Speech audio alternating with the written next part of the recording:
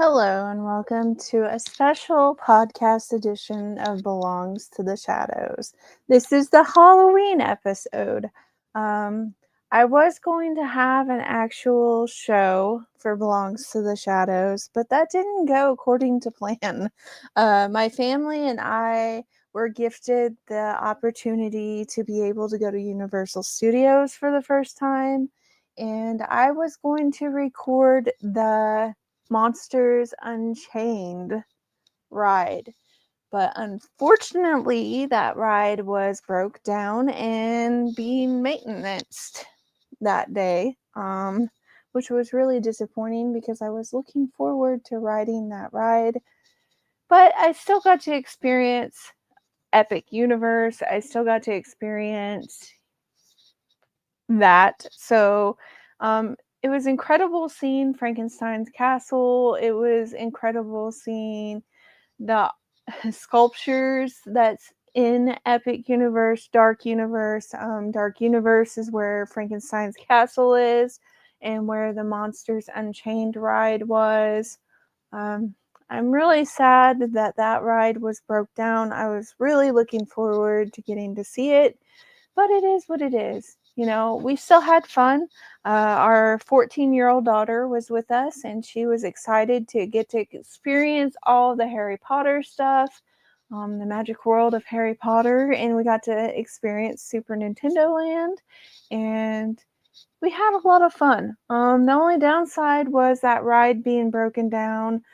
We didn't have as much time in the parks as we had originally anticipated because we had to catch a shuttle to our hotel.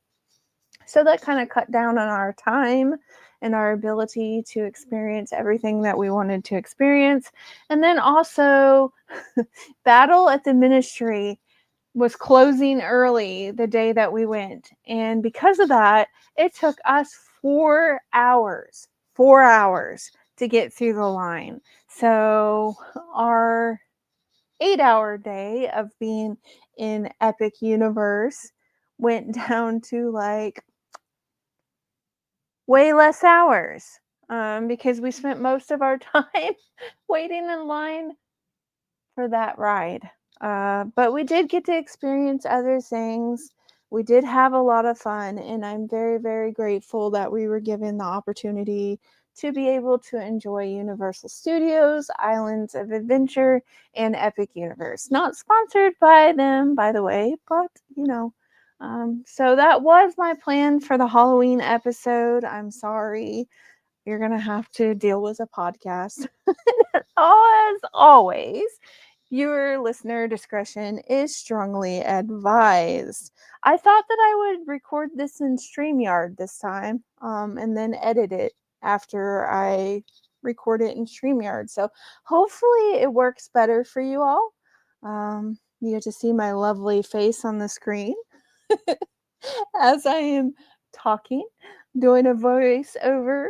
So yeah, without further ado, I wanted to talk about the true story behind Coraline, which, if you do not know, was inspired by a folktale that's even creepier than, than Neil Gaiman's version of Coraline. I love Coraline, huge fan of Coraline. Um, but it is creepy. It is very creepy. And as always, I will give credit where credit is due.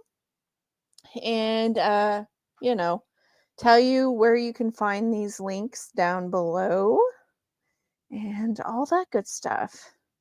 So, the folktale that inspired Coraline is even creepier than Neil Gaiman's version, as I said. And this comes from bustle.com. Coraline was inspired by a folktale that's even creepier than Neil Gaiman's version. Neil Gaiman's version was pretty creepy. Uh, so, as you know, there's the other mother. And she looks like Coraline's mother, except for she has buttons for eyes. So yeah. Um oh goodness. So the story follows a young Coraline Jones. While exploring one day, Coraline finds a bricked up door in her family's new apartment. which is in the Pink Palace. Only it's not bricked up when Coraline opens it, and through the door she finds another world, almost exactly like the world that she was living in. In her other apartment, there is her other mother, who has buttons for eyes. This blah, blah, blah, rewind. This other mother is more fun than Coraline's real mother at first. At first. But then it becomes very, very, very, very clear to Coraline that she wants Coraline to stay with her forever and sew buttons over her eyes as well. So yeah, very, very creepy. If you have not watched Coraline, then you might not want to listen to the rest of this podcast because I don't want to give spoilers. I really don't want to give spoilers. Sorry. Anyhow, yeah. Coraline's other mother is very, very, very creepy. So, let's see. The other mother was particularly inspired by The New Mother, a strange, strange story by Victorian author Lucy Clifford. So Lucy Clifford's tale had been retold in folklore collections as the Paradrum, and the Alvin Schwartz renamed it the Drum for his book, Scary Stories to Tell in the Dark. Oh, wow. So this story has been around for quite some time, and here's how the original story goes. And of course, this is all in quotations. Let me give you the author of this article because we want to make sure we give credit where credit is due. This article is by Charlotte Aline, and it was posted September 24th of 2018, I believe. I don't have my glasses on. That's me telling my age there. Anyhow, here's how the original story goes that inspired Coraline. Let me get down to it. So, like I said, the story has been around for quite some time. There are two sisters, Blue Eyes and Turkey. Blue Eyes in every version of the story has blue eyes, hence the name. And Turkey's name is more contested in Schwartz's version. She's named after her red dress, but in Clifford's, she just loves turkeys. Nothing wrong with that. She just loves turkeys. While one day the sisters meet a strange girl with an even stranger instrument, she calls it a paradrum. And she says there is a little man and a little woman who live inside. If she plays the paradrum, they come out and dance, and the woman tells a secret. The sisters want to see the little people dance, but the girl says that she's only shows them to naughty children. And the new mother, Clifford, writes, "Oh dear, no." The girl answered, "I only show them to naughty children." "To naughty children," they exclaimed. "Yes, to naughty children," she answered. "And the worse the children, the better. Do the men and women dance?" She put the paradrum carefully under her ragged cloak and prepared to go on her way. So Blue Eyes and Turkey go home to their mother and their baby brother and start crying because they want to see those little people so badly, but they don't know how to be naughty.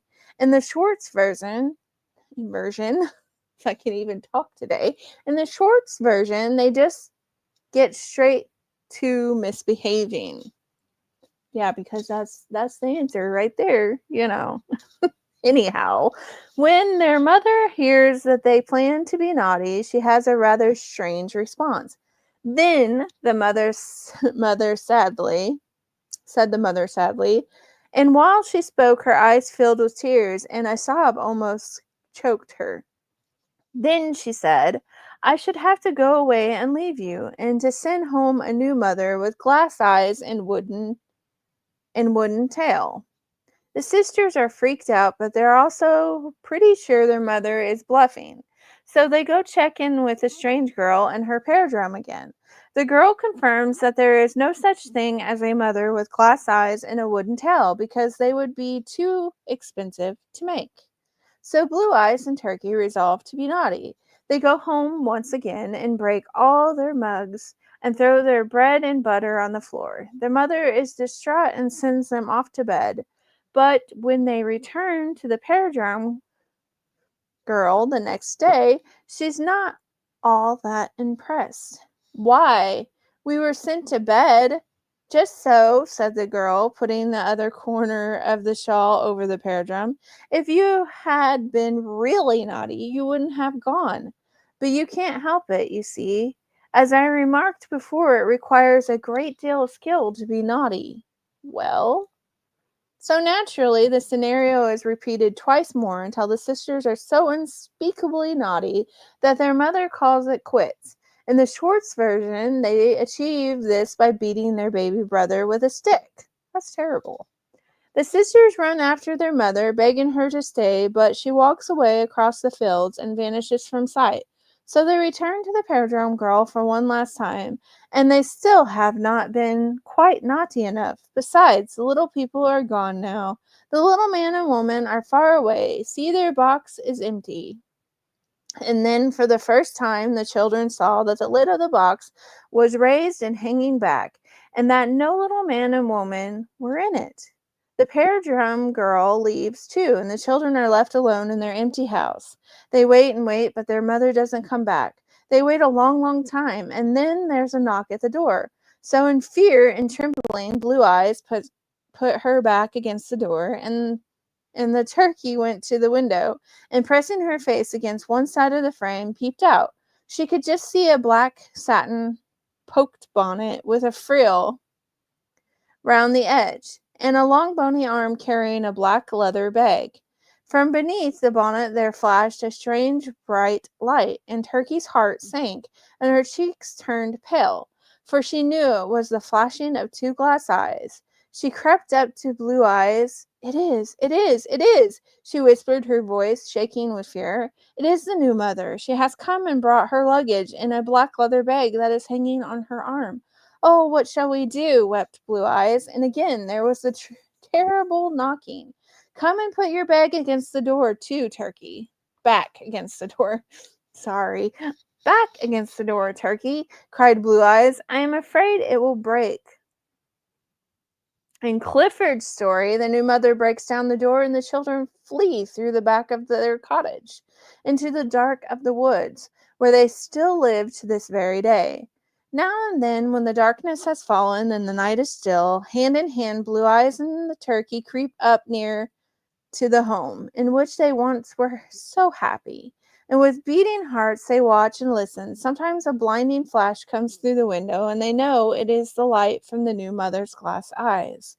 Or they hear a strange muffled noise. They know it is the sound of her wooden tail as she drags it along the floor.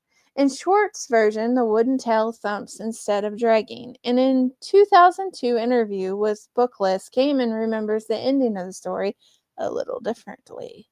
They look down at the end of the road in the dark, where they see coming toward them the flames of their new mother's eyes, and hear the swish, swish, swishing of her wooden tail. That definitely stuck with me. Here was somebody writing children's fiction at the same time Alice was written, who was willing to go all the way into something really disturbing and primal. So, that's what Neil Gaiman had to say about it. But regardless of which story you read, however, one thing is clear. You fear the new mother with the glass eyes and the wooden tail. You fear her the same way you fear the other mother, because she is almost your mother, but not quite. She is almost entirely human, and yet she isn't. She is right in the uncanny valley, a horrible facsimile of love. But the good thing is, in Coraline, she can be defeated. In the new mother, though, you're stuck with her for good. So, yeah, that's disturbing. That is very, very, very disturbing. That Coraline is inspired by a folktale that's that creepy. Very, very creepy. I love Coraline, the movie. It is creepy and it's interesting, and I like the fact that it's different. It's different from other animated films because it does add that fear. It does add that creepiness to it. I don't know. Maybe I'm just weird. Maybe I'm just absolutely weird, but I don't know. I don't know. I like movies like that. That's why I like Tim Burton so much. I love Tim Burton. If I could ever work with any movie director ever in my entire life, it would be Tim Burton. I would love to even be like an extra on one of his films, like Dead Body Number 1 or a hand like Thing. Look how popular Thing is. Um, I absolutely love his version of the Addams Family. I love the show Wednesday, not sponsored by them, by the way, but I love that show. I am addicted to that show because I grew up watching the Addams Family and I'm a huge fan of the Addams Family. So let's see if there's any differences in any of the other links that are on here. If you've not read Neil Gaiman's Coraline and you've just watched the movie, then we're in the same boat because I have not read the book yet, but I do have it on my shelf. I really do need to read the book, but I love the movie so much. I just absolutely love it. So it looks like it's pretty much going in the same direction. Um but this one it has something else to say about it. So this is comes from factsmostly.com. Coraline based on a true story? So Coraline was written by acclaimed British author Neil Gaiman, like I said, and was published in 2002. So contrary to rumors and online myths, it is not based on any true events. Well, that folk story that I just told you, prior to this, yeah. In the very least, it's probably based on folk stories, which may not be based on true events. Like it's folk tales. It's stories that are made up in cultures. Um, but whether or not it is based on true events, it's still an interesting story concept, and it still has me intrigued. So, Neil Gaiman actually began writing Coraline in the early 1990s, but he paused to do other projects. The name Coraline itself was a happy accident, a mistyped version of Caroline. Gaiman liked the sound of it and decided to keep that. So the eerie world of Coraline discovers through the mysterious door, the other world, with its button eyed doppelgangers, was inspired by the concept of parallel realities and the haunting idea of things being almost right but just off enough to be terrifying. Apparently, I have doppelgangers. Do you know how many times I've had somebody tell me, I saw you in this place uh, the other day, and I'm like, no, was not me because I was actually in my home watching TV. So it was not me. And then I had a friend in college who said that she had seen me at a party and said hi, and I just completely ignored her, and I was like, well, I wouldn't do that for one thing. I would say hi to you, wouldn't ignore you. And I wasn't there because I was actually, I think at that particular time I had went home for the holidays. So it was not me. So that's creepy. I have doppelgangers out there in the world, And I've had people get on to me for being a snob when it wasn't me. So the inspirations behind the story of Coraline draws from mythological and psychological archetypes. The beldam Peldum resembles the classic witch figure, much like Hansel and Gretel's antagonist. The button eyes have symbolic meanings suggesting control, surveillance, and the loss of identity. The setting, a creaky old house, a mysterious door, and a secret passage, is common in Gothic literature. So additionally, Gaiman had mentioned that parts of the book's tone and structure were influenced by real emotions, the fear of losing one's parents, the frustration of not being heard, and the curiosity of a child exploring a new world. So, they come to their final verdict in this article saying that it is not based on a true story. But, as I said in the other spot, and what I read before this other spot, what I read before this, it can draw inspiration from folklore. Like, there are a lot of creepy stories out there in folklore, and a lot of horror movies draw inspiration from those folk stories or folk tales. It's like really, really creepy. There are a lot of creepy folk tales in like the Ozarks and different places in the United States even. But there's also a lot of creepy folk tales across the country. It's not just in the United States. There are so many.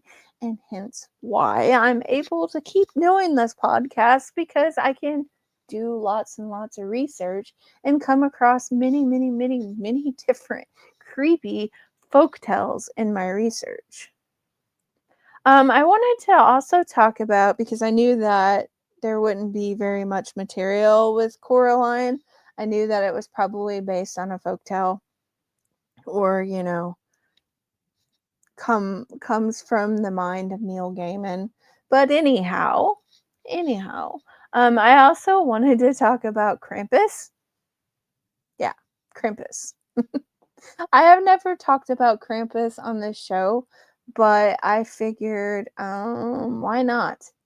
It's a Halloween episode, so why not?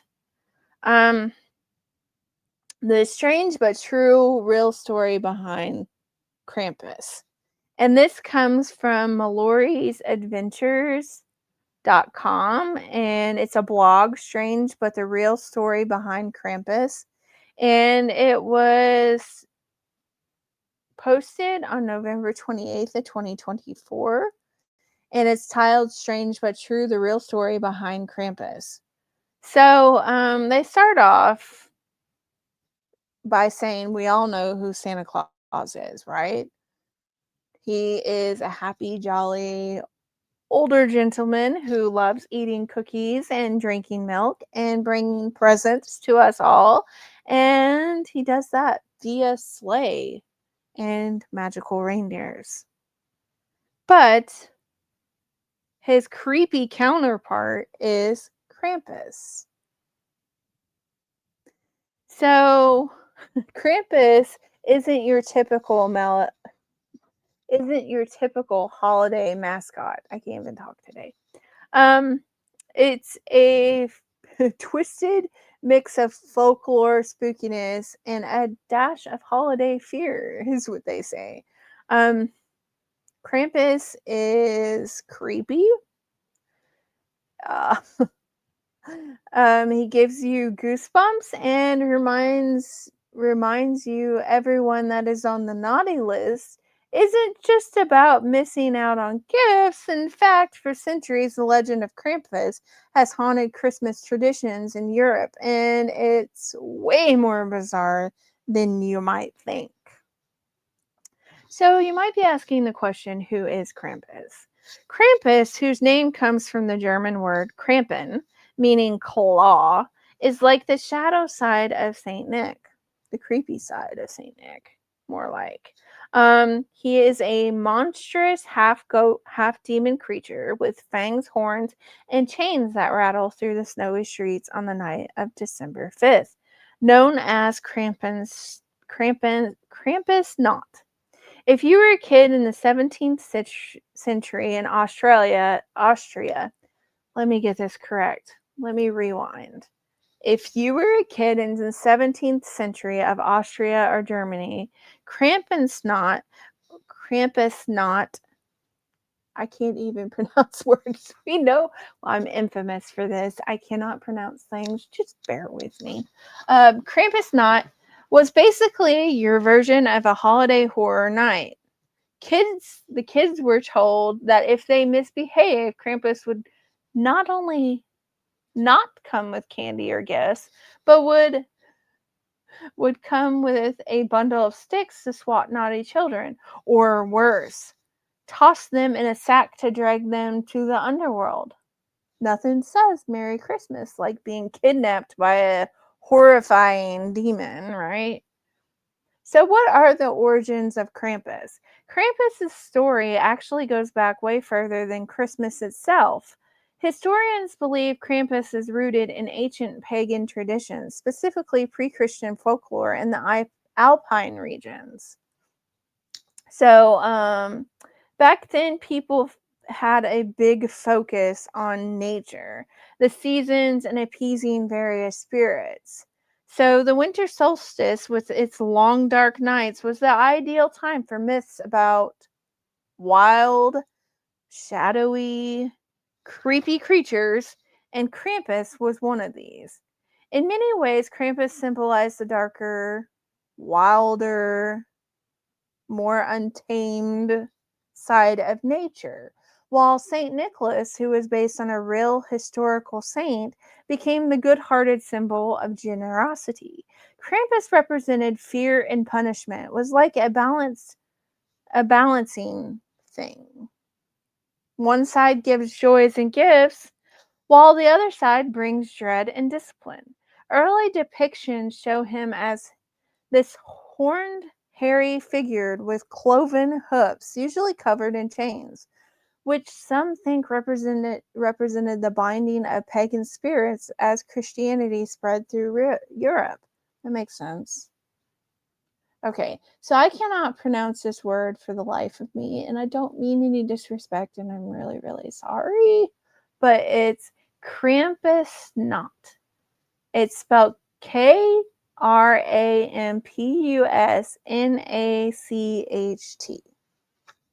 There you go. If you were a kid in Austria, parts of Germany, or other nearby Alpine countries, you knew December 5th wasn't just another winter night. This was Krampusnacht, the night Krampus would come out to search for kids who had terribly misbehaved throughout the year. The idea was to give children a warning before St. Nicholas Day on December 6th, when St. Nick would bring treats for those who had behaved very well. And talk about a bit of Christmas suspense. During Krampusnacht, people would dress up as Krampus, complete with masks, horns, and furry costumes. That's disturbing. Wow. Anyhow, then march through the streets, clanging bells and chains to scare off the bad spirits. These parades, called Krampuslauf, literally Krampus Run, were loud while creepy in the best possible way. Even today, these parades are still going strong in parts of Europe, where people dress as Krampus parade through the streets, bringing a bit of frightful fun to the holiday season. That's creepy. So it's a tale of punishment and morality. Krampus wasn't just there to scare kids for the fun of it. He was a reminder of the moral values of the time. So back in the day, these winter stories were used to encourage kids to behave and be on their best behavior, mind you, especially during the cold, harsh winter months when survival was no small feat. People wanted kids to be responsible, listen to their elders, and help with work around the house. And what better way to get kids to shape up than by telling them a creepy, hairy demon goat might come for them if they didn't? You listen here. Imagine parents sitting their kids down and saying, "Remember to do your chores, or Krampus will come for you." Nowadays, we might laugh, but back then it was dead serious. In fact, some parents would leave little birch branches on the mantel or near the bed as a reminder that Krampus could be lurking around the corner, and smack them with the birch branches. So, Krampus today. There have been horror films about Krampus, and that's what I knew of Krampus. Like, I knew that it was based on like folklore, because a lot of horror stories are, but I didn't know the details behind what Krampus is based on. For a long time, Krampus was mostly known in parts of Europe, especially the Alpine regions. But in recent years, this creepy character has made his way into the international spotlight, starting around the early 2000s. Krampus became a bit of a holiday anti-hero. People started to see him as an edgy, darkly humorous alternative to the usual Christmas cheer, which has led to Krampus parades, parties, and even a horror comedy movie called Krampus in 2015, where he's the main character. These days, he becomes a bit of a Christmas icon in his own right, a character that reminds us Christmas doesn't have to be all carols and candy canes. So, is Krampus really so scary? Uh, In a way, Krampus has lost a bit of his edge. While he once was a symbol of fear and punishment, today's Krampus is more likely to be seen as fun, mischievous character. Think about it. Really think about it. The idea of an anti-Santa who punishes naughty kids is actually pretty relatable. So, yeah. Who doesn't feel like the holiday season could use a little less sweet and sugar and a little bit more spice and pepper sometimes?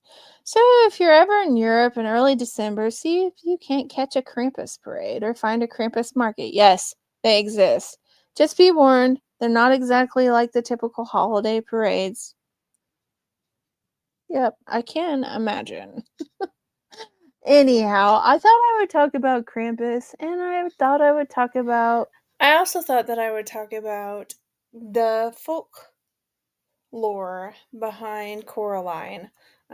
Whether it was based on folklore that Neil Gaiman had heard about, read about, is beyond me.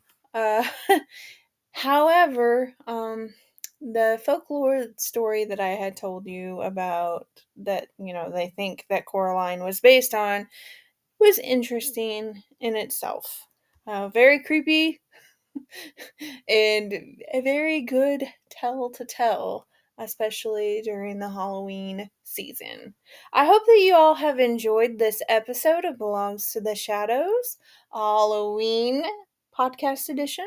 I'm very sorry that I was not able to record the Monsters Unchained ride for you. I did, however, record Reign of Kong. I may upload that video on my other channel, and if I do that, I will definitely put a link in the description of this podcast. Until next time, you all stay creepy.